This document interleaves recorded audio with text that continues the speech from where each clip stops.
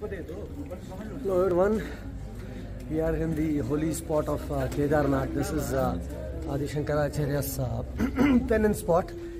We had booked a Chardham package with Summiters Adventures. It was an 11-day trip of which we are towards the later part of the trip. It's been good and eventful until now and we've enjoyed it. We really enjoyed Kedarnath. It is one of the most emotional spots you can ever get to. The moment, for all the toughness you face and for all the strain you take, when you come over here and then just see the temple, see this temple, every emotion will go out.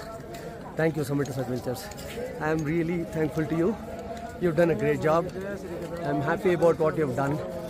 I think the arrangement here was good. We were all comfortable. I think we have to thank our stars as well. The overall weather really looked good for us. Although it rained and then we had to get wet, it was still worthwhile. We were able to get through to the temple, have a very good darshan, and the environment here is mesmerizing.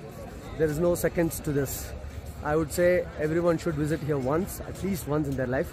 It's beautiful. If not walking, you can come by many other means, but it's worth doing it. In continuance to the earlier video, we are now going close to Kedarnath temple. You can see a small, the boulder over here that is called Bhimshali. I don't know how many of you remember the storm that flood and storm that hit Kedarnath, and it was a devastating one. This boulder was the one which saved the whole temple, or rather minimized the damages. So while everything else got devastated, but the temple stood as is. This is apparently built by Pandavas, and the temple is, I don't know, it's very hard to explain. It's beautiful. The main deity is second to nothing. It's beautiful to see. We had a very good darshan yesterday night. There's huge amount of crowd right now. It's what, 9 in the morning right now, and we can see thousands of people who already lined up to go in and watch the deity. This is Bhimshali, the boulder I was talking about. You can see all the three shuls around it in the backdrop of the temple, Kedarnath temple. And you can also see there, that is a Bhairavanath temple which we are yet to visit. That's a bit of walk from here, but then it's worth a while, which we are going to do. Now we'll just go towards the main entrance, and I'll just give a glimpse of how big the crowd is right now. Continuing, this is the temple's Avaran. You can also see यहाँ पर भी एक मंदिर है, नंदीश्वर यहाँ पे बैठे हैं. So it's beautiful. Thank you, Summiters. You arranged it well.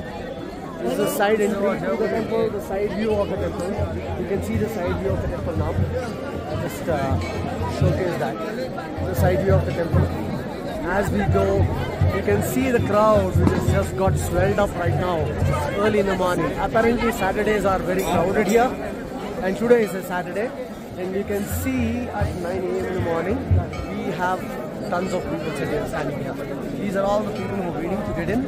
These are all the people who are yet to get in and have a view of the Bhagwan.